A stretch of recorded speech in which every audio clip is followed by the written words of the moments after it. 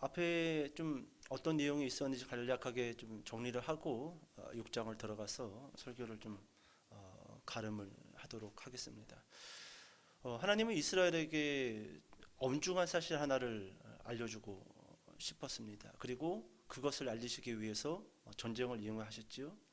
그러니까 이스라엘과 블레셋의 전쟁은 영토를 위한 전쟁도 아니었고 금품을 탈취하기 위한 전쟁이 아니었습니다. 목적이 없이 시작된 전쟁이죠. 자, 그 전쟁을 통해서 결과 이스라엘은 대패했습니다.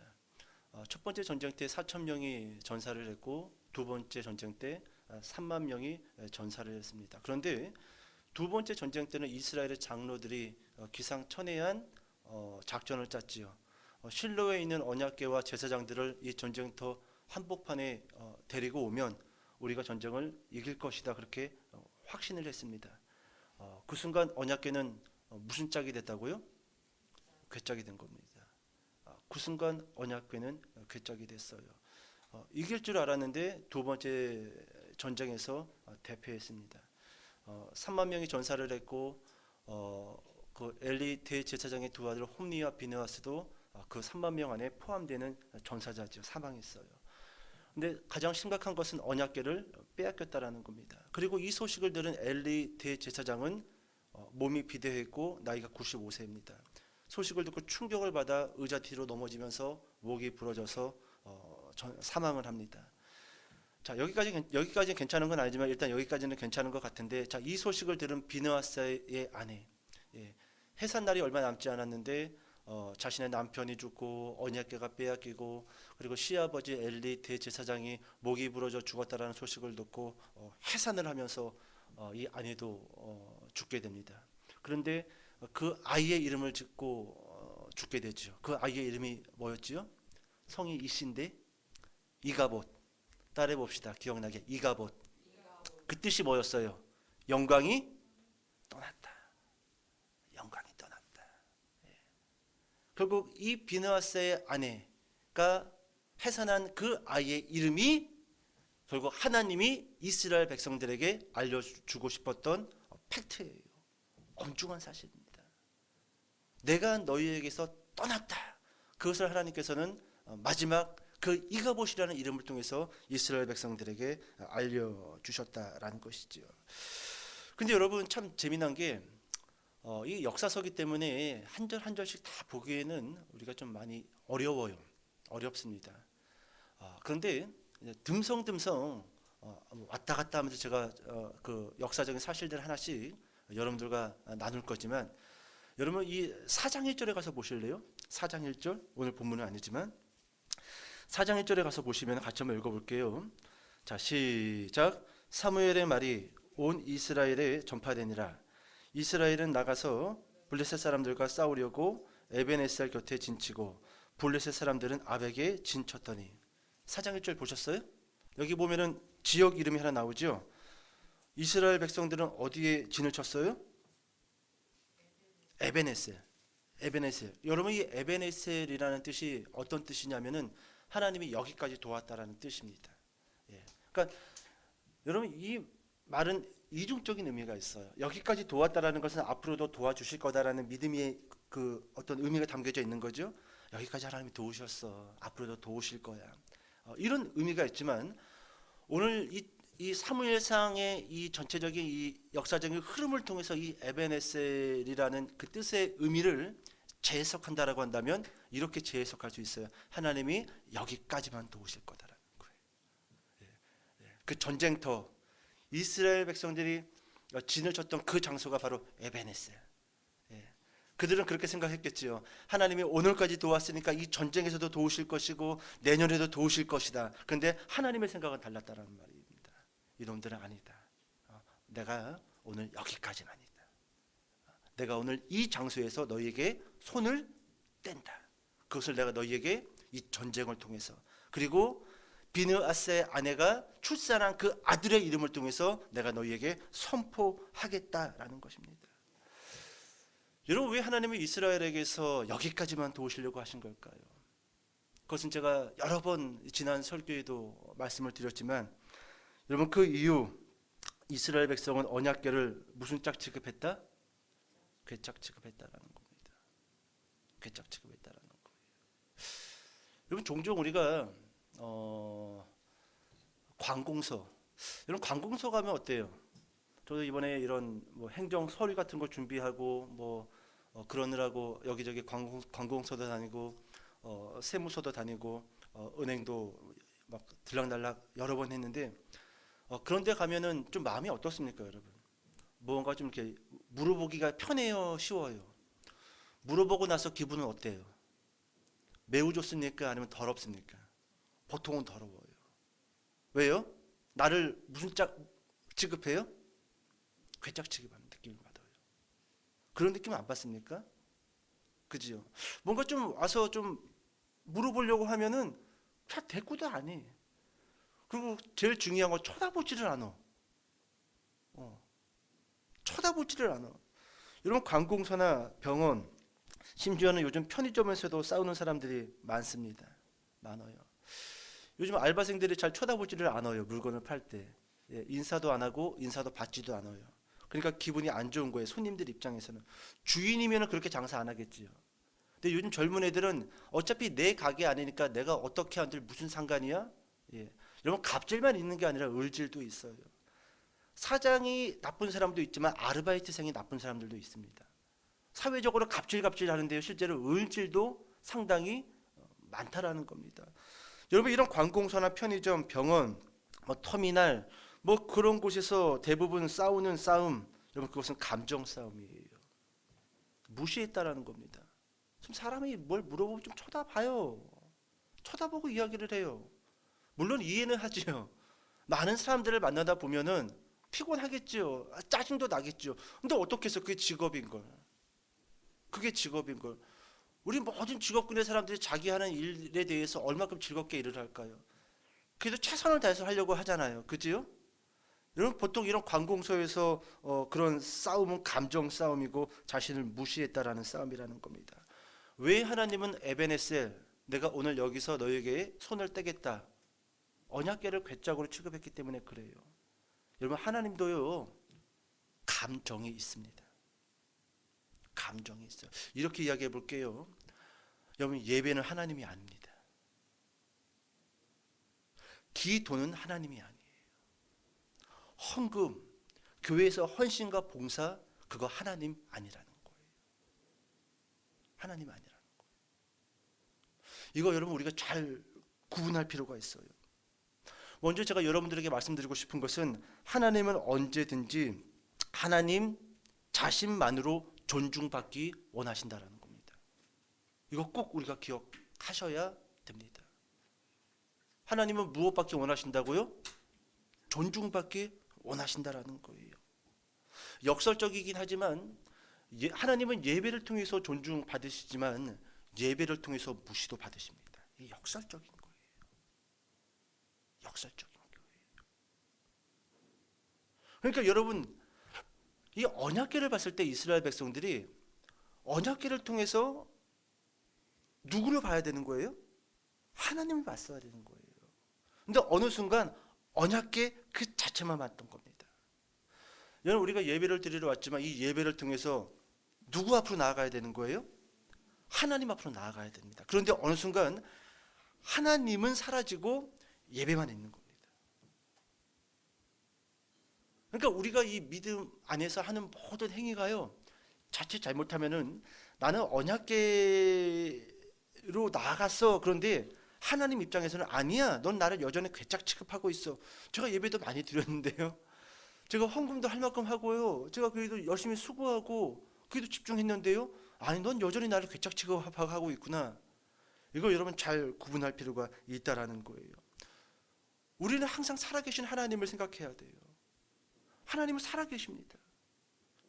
그것을 놓치면 안 돼요. 그것을 잊으시면 안 됩니다. 그러니까 오늘 예배를 통해서도 살아계신 하나님이 이것 가운데서 우리를 바라보고 있고 그 예배를 받으신다라는 그 마음을 우리가 잊어버리면 안 돼요. 그거를 잊어버리는 순간 그냥 예배가 하나님이지 그렇게 잊고로 이렇게 가는 순간 어느 순간 예배는 괴짝이 되는 겁니다. 그리고 하나님은 언젠가 때가 되면은 교회에게 알리실 거예요. 에베네셀, 나는 너희에게 손 뗐다. 이가봇, 영광이 떠났다. 영광이 떠났다. 여러분, 제가 이 역사서를 이렇게 쭉 읽으면서 이번 주에 버뜩 든 생각이 뭐냐 하면, 여러분, 일단은 6장까지 하나님은 한 번도 자신의 모습을 사람에게 나타나신 적이 없어요. 그렇다고 해서 직접적으로 말을 하신 것도 아닙니다. 그런데 오늘 특별히 6장을 보잖아요. 그럼 블레셋 사람들도 거부하지 못하고 하나님의 존재를 인정합니다. 하나님은 말하시지 않았어요. 하나님은 보여주시지도 않았어요.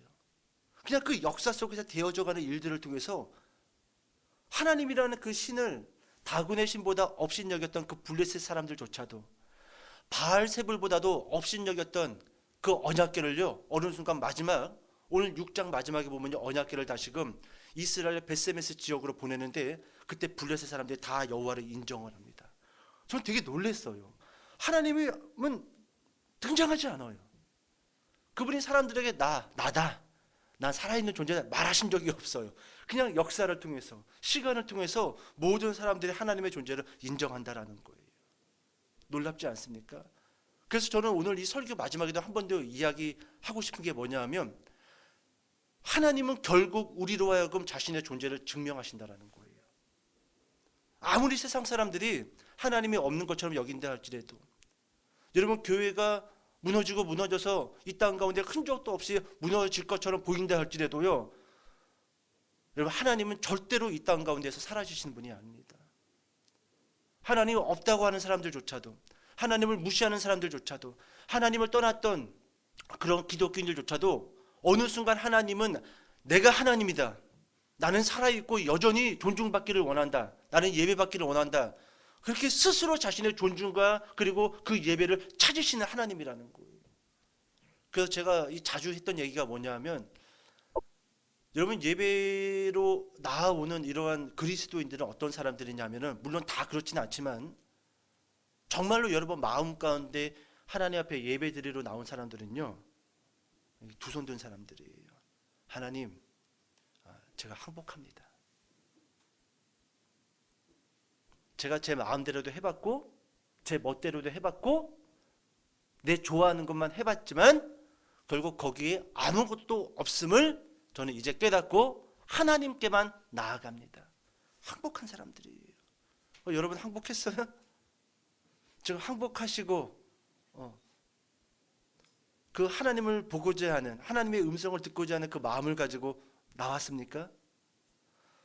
오늘 여러분 혹시 그 마음이 없는 사람이 있다 할지라도요, 글쎄요, 하나님은 언젠가 그 사람이 하나님의 자녀라고 한다면요, 시간과 역사를 통해서, 세월을 통해서 내가 하나님이다, 그거 알리십니다.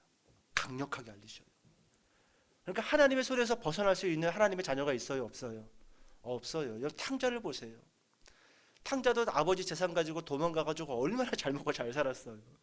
요즘으로 치면 홍대 클럽, 신촌에 가서 그냥 주구장창 클럽에서 놀았던 거예요, 술 먹으면서. 근데 결국 그 사람이 재산을 다 탕진하고 나서 돼지가 먹는 지엽 열매도 못 먹는 그런 처지에 떨어져서 자기 입으로 고백하잖아요. 자기 입으로. 아버지의 집으로 돌아가야겠다. 자기 입으로 고백해요. 거기서 뭐 탕자 아버지가, 이놈아 나는 여전히 살아있다, 나는 존중받기 원한다, 나는 너의 아버지다, 이렇게 아버지가 찾아와서 뭐 하인들을 보내서 이야기하신 적이 한 번도 없습니다. 근데 그 역사와 시간을 통해서 탕자는 그 아버지의 아들이었기 때문에 그 DNA가 있었던 거예요. 결국은 자기 스스로, 누가 강요하지 않았는데도 내가 이제 정신 차리고 아버지의 집으로 돌아가야겠다, 그렇게 마음을 먹지요. 그리고 툭툭 털어서 어디로 가요? 또 신촌으로 가요? 또 홍대로 가요? 아니죠. 아버지 집으로 가잖아요. 아버지 집으로 가잖아요. 여러분, 이것이 하나님은 시간과 역사와 세월을 통해서 스스로를 우리 가운데 나타내시고, 그리고 무엇을 찾으시는 거예요? 존중과 예배를 찾으시는 하나님이시라는 것이지요. 여러분 다시 한번 여러분 부탁드릴게요. 하나님은 예배를 통해서 존중받으시지만 예배를 통해서 무시도 받을 수 있다라는 겁니다. 그래서 여러분 구약 성경 이 선지서를 넘어가서 보면은요,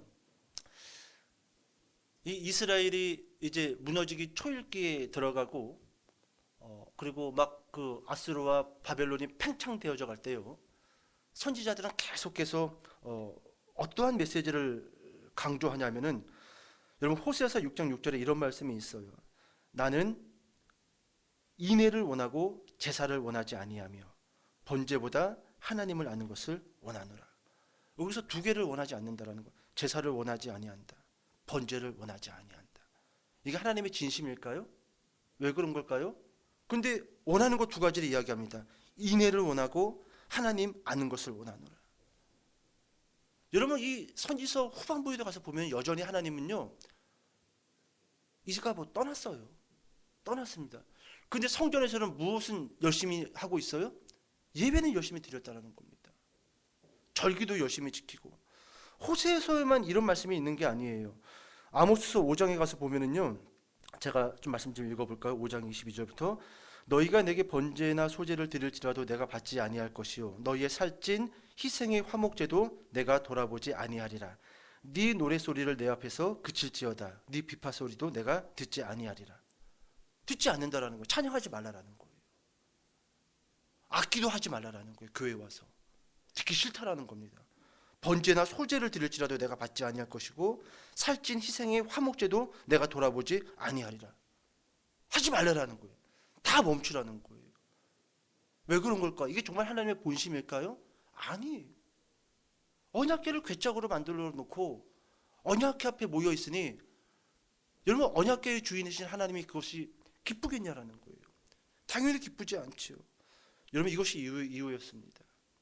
이스라엘 백성들은 절기를 지켰고 그리고 실로에 가서 하나님 앞에 예배를 드렸지만 그들 중심에는 하나님이 없었어요. 그러니까 이게 사람의 미련함입니다. 사람의 미련함이에요. 여러분 우리 아내도요. 글쎄요. 저도 우리 자녀들을 키우면서 또 이 학생부 청년부를 오랜 시간 동안 또 이 담당하면서 이 말할 수 없는 이 아픔과 고통이 있어요. 이게 학원이라고 한다면 어차피 공부 안 할 놈들은 나가라고 하면 끝입니다. 그죠? 그럼 편해요. 어차피 공부할 놈은 하고 안 할 놈은 안 해요. 어차피 지 인생 자기가 개척하고 살아가는 거기 때문에 어차피 사회는 냉정합니다. 안 하려는 놈 어떻게 끌고 갑니까? 개 돼지는 때려서라도 데려가지만 사람은 못 데려가요. 지 고집대로 살다가 사는 게 맞거든요. 맞아요. 제가 살아보니까 그래요. 맞습니다. 근데 여러분 신앙 안에서 때려서라도 끌고 가고 싶은데 이게 안 되는 거예요. 이게 참 어렵습니다. 물론 선생님도 이제는 아이들을 가르치지만 때로는 때려서라도 머리끄댕이를 흔들어서라도 좀 데리고 가고 싶지만 이게 안 되는 겁니다. 이게 안 돼요.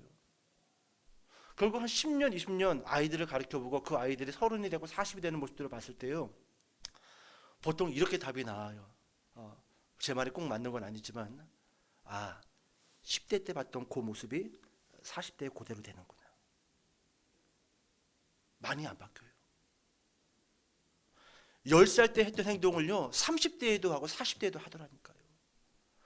10살 때 했던 좋은 습관을요 30대에도 하고 있고 40대에도 하고 있더라고요. 이게 잘 안 바뀌더라는 겁니다. 여기에 모든 교육자들의 말로 표현할 수 있는 답답함이 있어요. 그럼 나는 뭔가? 나는 뭔가? 그래도 좀 잘 못 가는 놈들 좀 이렇게 끌고 가야 되는데 때로는 그냥 내가 없어도 그냥 다 알아서 되는 것 같아. 될 놈은 되고 안 될 놈은 그냥 그 자리에서 그냥 그러고 그냥 지지고 볶고 있고. 그럼 굳이 내가 이 자리에 있을 필요가 있나? 이런 답답함이 있다라는 겁니다. 여러분 하나님도 마찬가지였던 것 같습니다. 하나님도. 여러분 결국 이스라엘은 언약궤를 빼앗기지요. 그리고 블레셋은 신나서 이제 그 언약궤를 가지고 들어갑니다. 우리 신이 이겼다라는 거예요. 다곤이 이겼다라는 것이지요. 그리고 세 개의 이 블레셋 성읍을 이 언약궤는 이제 패스합니다. 여러분 블레셋은 총 5개의 성읍이 있습니다. 그런데 3개의 성읍이 5장에 기록되어져 있어요. 첫 번째 성읍이 어디였죠? 아스돗. 다곤 신전이 있었던 곳. 여러분 그곳에서 독한 종기가 유행을 하고 사람들이 죽고 고통 가운데 있다 보니까 이 언약궤를 가드로 옮깁니다. 가드는 어떤 곳이었어요? 아낙 자손에 살고 있었던 곳. 골리앗의 고향. 그러니까 여러분, 아스돗 사람들은 좀 더 강한 민족이 살고 있는 가드에다가 언약궤를 보내면은 언약궤가 좀 죽지 않을까, 그렇게 좀 생각을 했던 것 같습니다. 근데 가드 사람들도 마찬가지였습니다.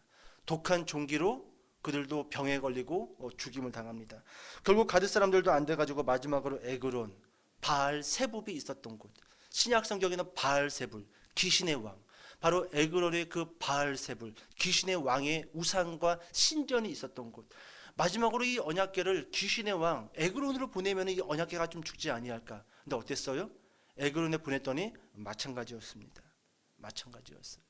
여러분, 결국 블레셋 사람들은 이 언약궤를 어떻게 해야 될지 처치곤란에 빠집니다. 사람들은 죽고 아프고 소리를 지릅니다. 여러분, 5장 11절의 말씀 같이 한번 읽어볼게요. 사무엘상 5장 11절. 자, 시작.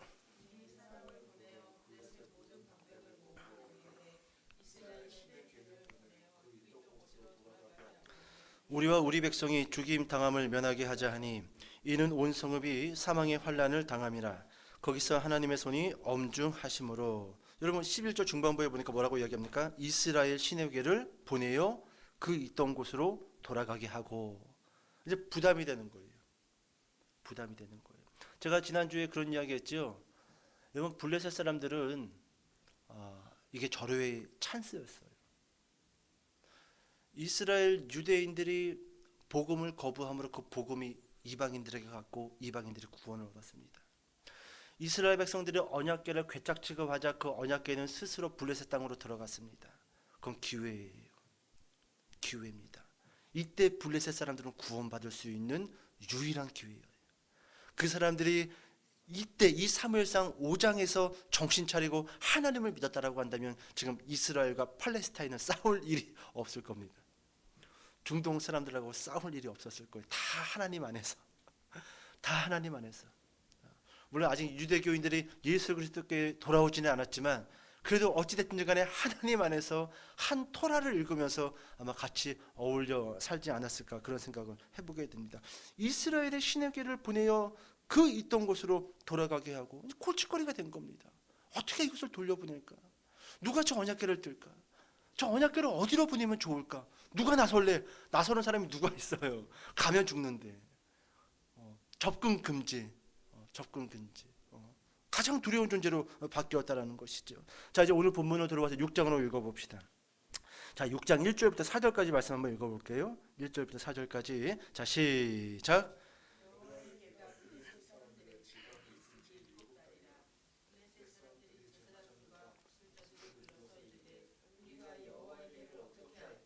그것을 어떻게 그 있던 곳으로 보낼 것인지 우리에게 가르치라.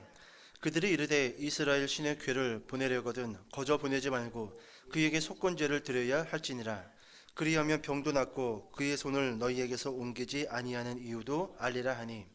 그들이 이르되 무엇으로 그에게 드릴 속건제를 삼을까 하니 이르되 블레셋 사람의 방백의 수요대로 금 독종 5과 금지 5마리라야 하리니 너희와 너희 통치자에게 내린 재앙이 같음이니라. 아멘. 여러분, 언약궤가 이스라엘을 떠나서 블레셋 땅에 몇 달 동안 있었죠? 6장 1절을 보니까 7달 오래 있었어요. 오래 있었어요. 그러니까 7개월간 블레셋 사람들은 지옥의 맛을 봤어요. 지옥의 맛을. 감당이 안 되는 겁니다.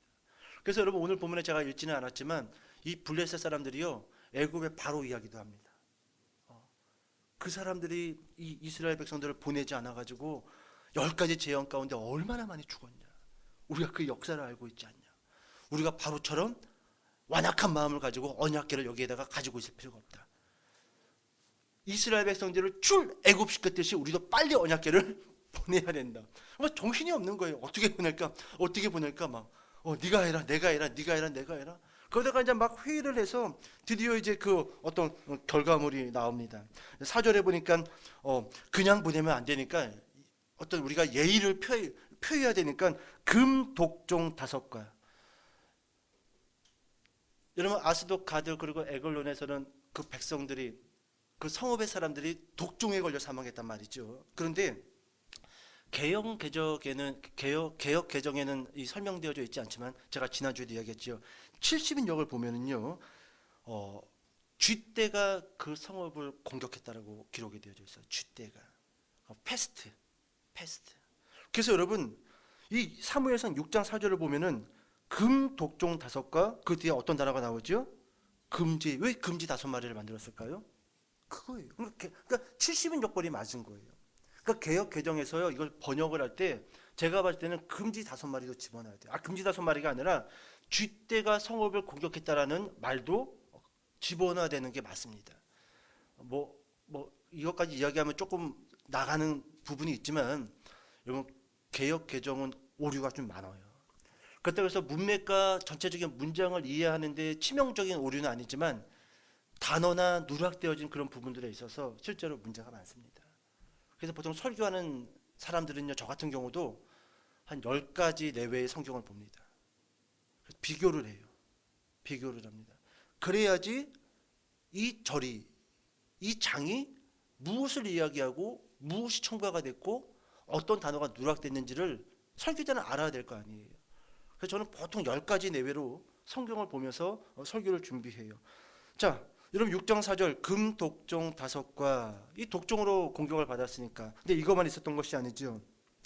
금지 5마리야 하리니. 결국 이 언약궤를 보내기 위해서 예를 갖춥니다.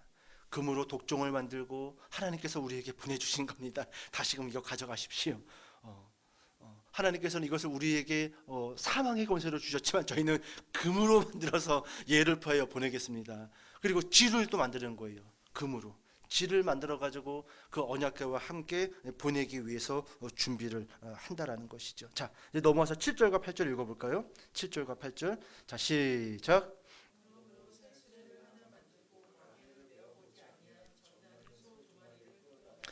소의 수레를 메우고 그 송아지들은 떼어 집으로 돌려보내고 여호와의 궤를 가져다가 수레에 싣고 속건제로 드릴 금으로 만든 물건들은 상자에 담아 궤 곁에 두고 그것을 보내어 가게 하고. 아멘. 자, 그리고 나서 이제 준비를 하죠. 금 독종을 5개를 만들고 금지를 또 만들고 나서 새 수레를 하나 만듭니다. 헌수레가 아니라 부정을 탈까봐.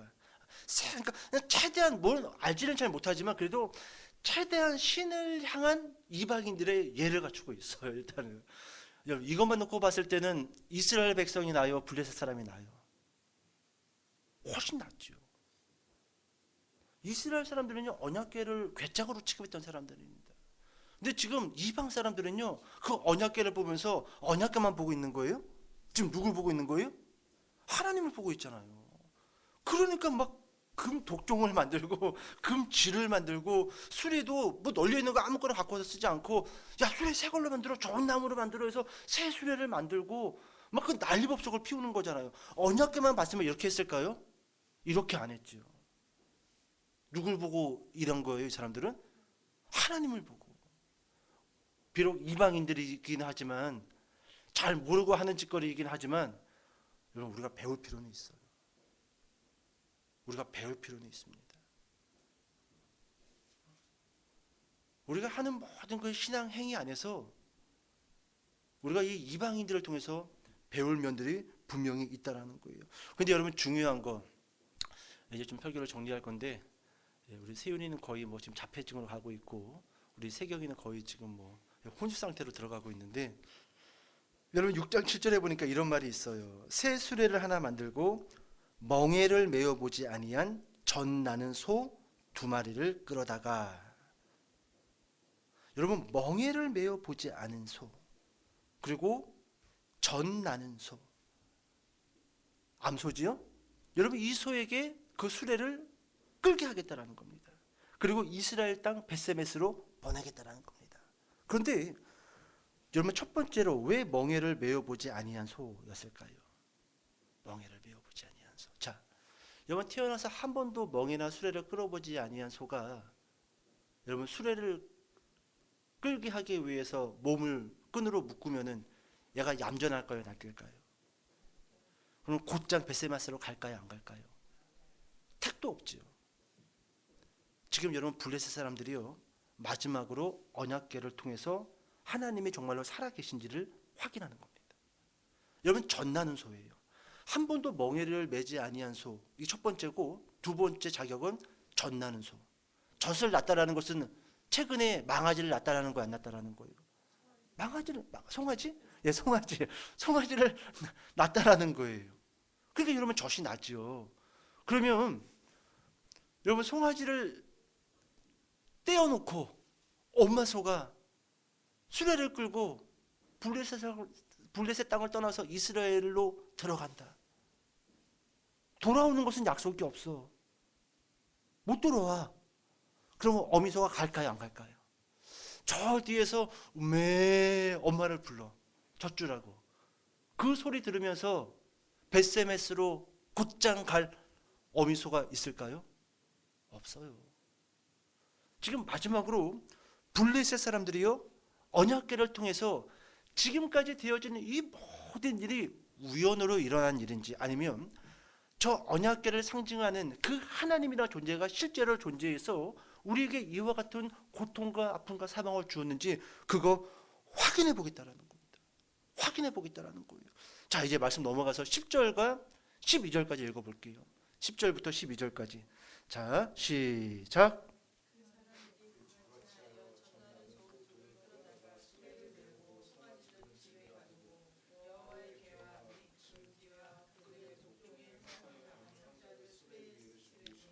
암소가 벳세메스 길로 바로 행하여 대로로 가며 갈 때에 울고 좌우로 치우치지 아니하였고, 블레셋 방백들은 벳세메스 경계선까지 따라가니라. 아멘. 여러분, 제가 얼마 전에 그런 영상을 본 적이 있어요. 뭐 동물의 왕국 비슷한 건데, 아기 임팔라가 이 얕은 개울가를 이렇게 지나가는데, 아기니까 잘 빨리빨리 못 지나가잖아요. 근데 저쪽에서 큰 악어가 쭉 물결을 일으키면서 옵니다. 아기 임팔라를 이제 먹기 위해서.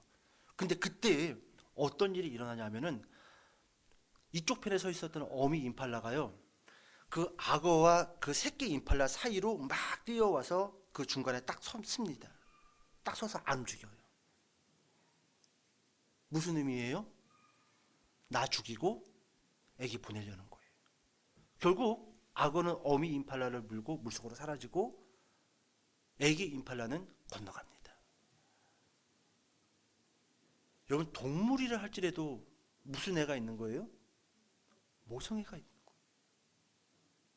모성애가 있다는 겁니다. 여러분, 우리나라가 이 여름 가을 되면은 뭐 구제역 뭐 이런 것들 일어납니다. 그렇죠? 그 몇 년 전에 강원 일보에서 있었던 기사인데, 구제역으로 소들을 다 살처분합니다.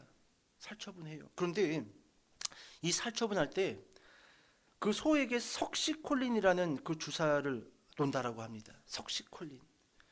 그러면은 보통 소가 빠르면은 10초에 사망을 하고, 늦어도 1분 안에 모든 소가 사망을 한대요. 그런데 구덩이를 파놓고 그 소를 거기 안에다 집어넣어놓고 석시콜린을 다 주사를 했는데, 그 광경을 보고 있었던, 거기 한 광경이 일어났는데, 어떤 광경이냐면, 그 구덩이 안에 어미소하고 애기소가 있었던 겁니다. 그런데 어미소에게 석시콜린을 먼저 맞췄대요. 보통은 10초 아니면 죽는데, 이 어미소가 무려 5분 동안 애기소한테 젖을 물리고 5분이 지나서 죽었대요. 그것을 바라보고 있는 그 수의 작가들이 깜짝 놀랐대요. 이게 강원일보에 난 사건이에요. 그리고 많은 사람들이 그 광경을 보면서 울었대요. 1분 이상 살아있는 소를 본 적이 없대요. 근데 이 엄마는 끝까지 마지막 순간 말 그대로 젖 먹던 힘까지 다 내가지고 마지막으로 그 아기소한테 5분간 젖을 물리고 사망을 했다라는 겁니다. 여러분, 동물에게도 모성애가 있어요. 근데 오늘 여러분, 언약궤와 금독종과 금지를 실은 그 새 수레를 끌고 가는 이 암소 2마리, 오늘 본문을 보니까 뭐라고 기록이 되어져 있습니까? 6장 12절에 보니까 울고 좌우로 치우치지 아니하였고. 놀랍지 않습니까? 동물입니다. 울면서 갔던 거예요. 울면서 간 거예요. 그러면 지금 그 소가 어떻게 울면서 곧장 벳세메스로 갈 수 있었을까요? 지금 여기에는 보이지는 않지만, 기록되어져 있지 않지만 누구의 힘이 작용하고 있는 거예요? 하나님의 힘이라는 거예요. 저는 울면서 가는 이 암소들 얼마나 뒤에서 송아지들이 보고 싶었을까요? 지금 블레셋 사람들이 떼어놨잖아요. 한쪽에다가. 얼마나 울었을까요? 얼마나 울었을까요? 근데 이 어미소들은 울면서 가는 거예요. 하나님이 그렇게 하라고 하신 거예요. 곧장 가라. 울어도 가야 된다. 울면서라도 너는 언약궤를 가지고 네 사명을 완수해야 된다. 울면서 갔다라는 겁니다. 저는 이 본문을 보면서 이런 생각이 들었어요. 여러분, 지금 소가 울면서 블레셋 땅에서 이스라엘 경계선을 넘어갑니다. 그리고 블레셋 사람들도 그 모습을 보고 있고, 벳세메스에서 밀을 수확하던 이스라엘 사람들, 특별히 여러분 벳세메스는 이따가도 보겠지만 제사장들이 살고 있었던 땅입니다. 그렇게 줬어요. 땅을 분배할 때. 그러니까 이 벳세메스는요, 제사장들이 살고 있는 성읍이에요. 그러니까 여러분, 이쪽에서는 제사장 무리들이 보고 있고 이쪽에서는 블레셋 사람들이 보고 있는데, 여러분 소는 울면서 하나님의 사명, 하나님의 존재를 드러내고 있다는 거예요. 저는 이것을 이렇게 좀 정리해 봤어요. 이 소만 또 못한 것들아, 하나님이 블레셋 사람들이나 이스라엘 사람들에게 지금 그런 암묵적인 메시지를 외치고 있는 거예요. 이 소만 또 못한 것들아. 소도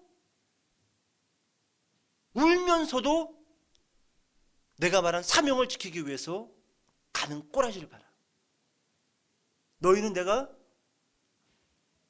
먹이고 입히고 나의 존재에 대해서 그렇게 강력한 확신을 주고 믿음을 줬는데도 너희는 틈만 나면 나를 그짝 취급하고 나를 없는 존재, 귀찮아가지고 이리 패스하고 저리 패스하고 이리로 옮길까 저리로 옮길까. 이 소만 또 못한 것들아. 여러분, 저는 그런 메시지를 봤어요. 그런 메시지를. 울면서도 가잖아요. 울면서도 가잖아요. 여러분, 저는 이 암소 두 마리를 보면서 오늘날 우리 기독교인들이 과연 울면서까지 그 하나님의 사명을 위해서 걸어가고 있냐라는 거예요. 우리는 조금 뭐 하면은 그냥 사라져버리고, 조금 뭐 이러면은 그냥 뭐 짜증내버리고. 여러분, 이게 우리의 믿음 아닙니까? 어떻게 보면 우리의 믿음은, 따라해 보세요, 소만 또 못한 믿음. 너무 또 자책하지 마세요. 예. 여러분, 어떻게 보면 그럴 수도 있어요. 소는 울면서라도 가는데 우리는 뭐 울긴 모릅니까? 자기 기분 내키는 대로 그냥 좀 거슬리면 안 해버리고 사라져버리고 도망가버리고 뒤에서 욕해버리고 뭐 그러지 않습니까? 여러분, 왜 벳세메스인가? 제가 조금 전에도 말씀드렸지만 여호수아 21장 13절부터 쭉 보면은요, 13절 말씀 제가 잠깐 읽어드릴게요. 제사장 아론의 자손에게 준 것은 땅을 줍니다. 그리고 16절로 와서 보면은 벳세메스와 그 목초지이니라고 기록이 되어져 있어요. 그러니까 블레셋 사람들이 왜 벳세메스로 굳이 이 언약궤를 보낼 장소를 선택했냐면, 그곳에 누가 살고 있었기 때문에 언약궤를 누구보다도 잘 알고 있는 제사장들이 바로 그곳에 살고 있었기 때문에 그곳으로 보냈다라는 겁니다. 자, 여러분 말씀 이제 좀 읽어봅시다. 6장 13절 14절 말씀 읽어볼게요. 13절 14절. 자, 시작.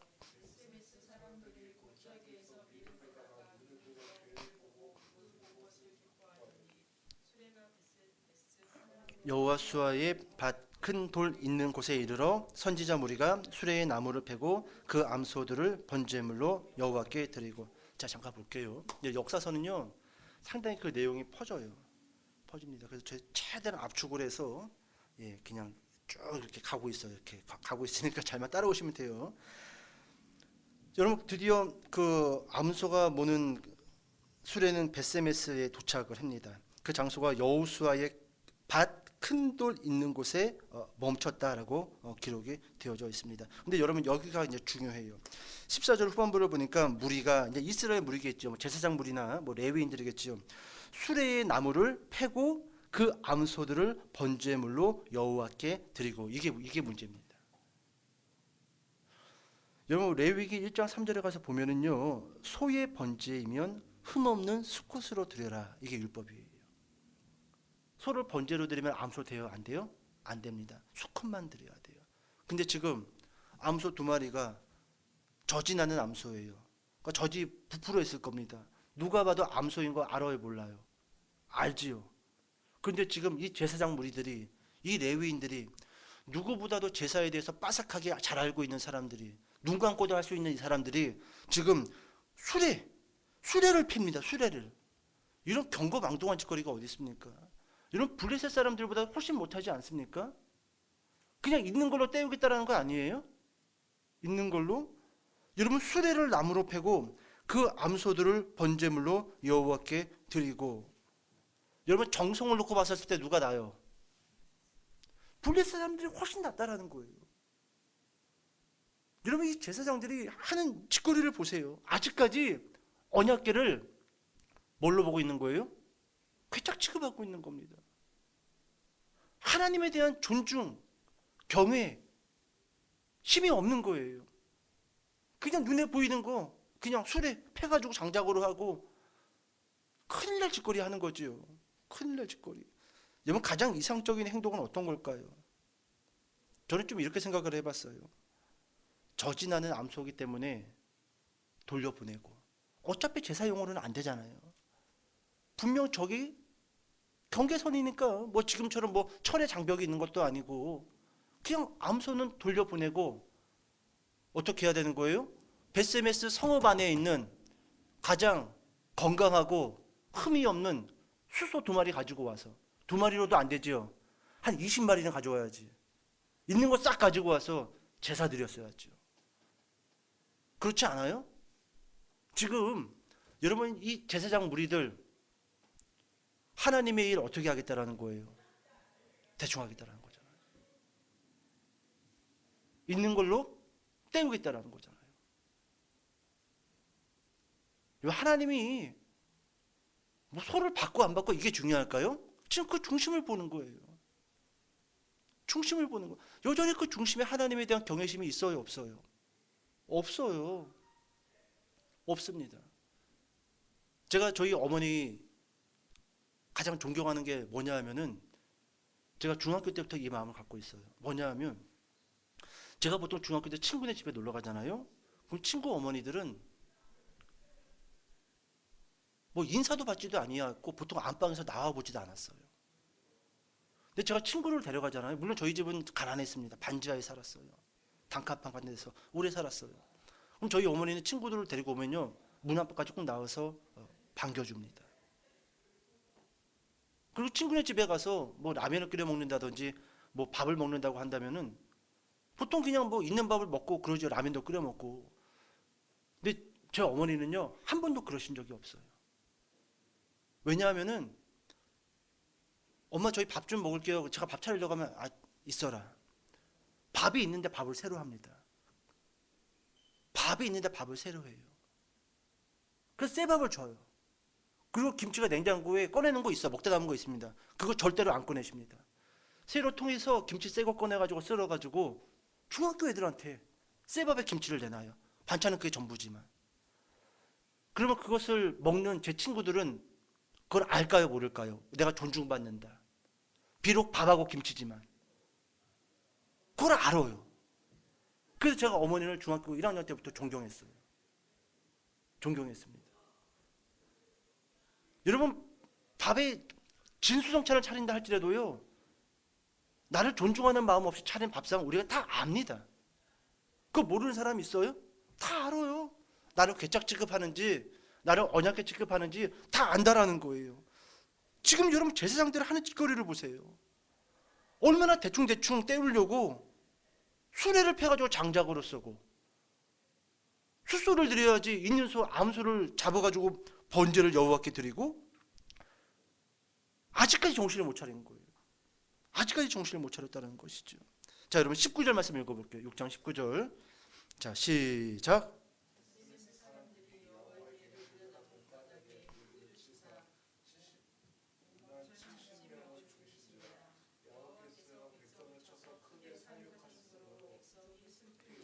예, 드디어 그냥 사단이 나지요.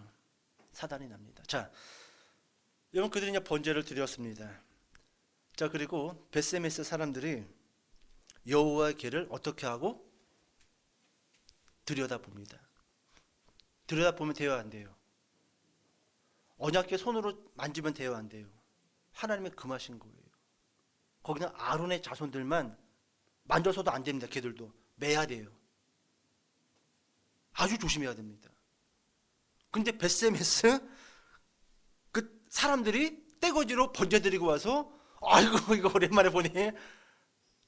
괴짝처럼 아이고 이 안에 있는 거 뭐 아론의 쌍나지팡이 잘 있나? 만나 항아리는 안 깨지고 잘 있나? 뚜껑 열고 본 거죠, 지들끼리. 싹 죽습니다. 여러분 여기 보면은 지금 여러분들 성경에 가로치고 5만이나 되어 있지요. 여러분 개역 개정에는 70명으로 되어 있는데 사본에 마소라 사본이라고 있어요. 상당히 그 유력한 사본인데 그 마소라 사본에서는요 5만 명으로 기록이 되어져 있습니다.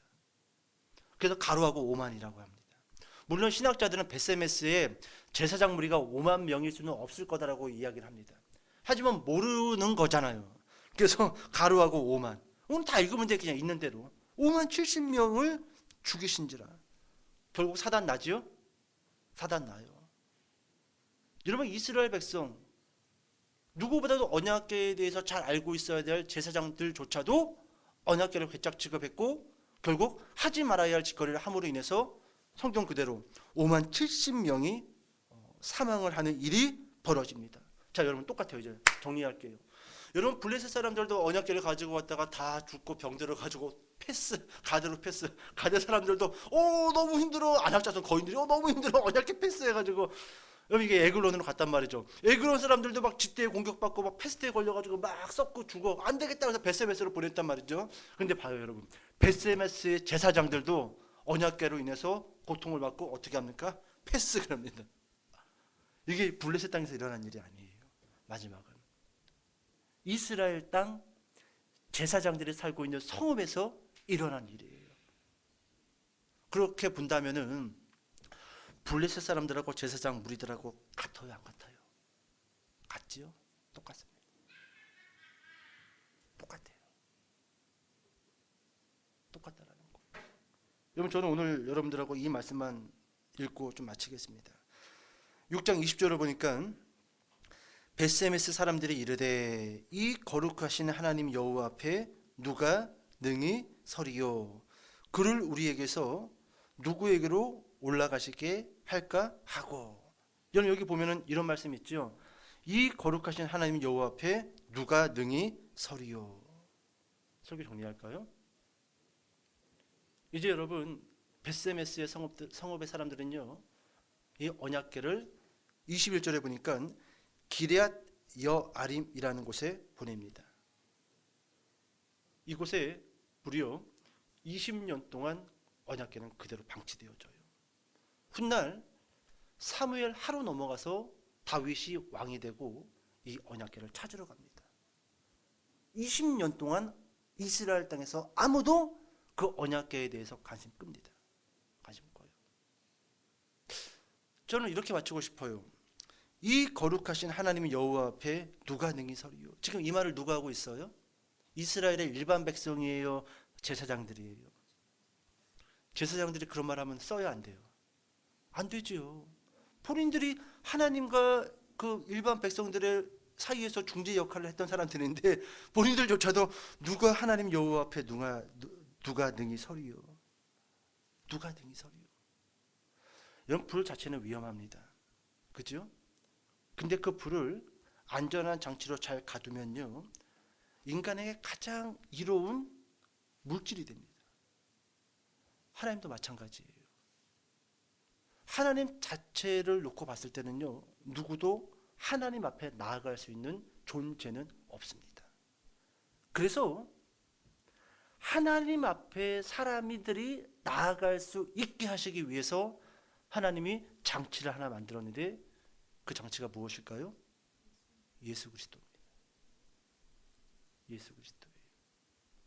예수 그리스도가 있기 때문에 우리가 여호와 앞에, 오늘 제사장들이 한 말, 누가 능히 서리요? 쓸 사람은 없어요. 제사장들조차도 떼죽음 당하잖아요.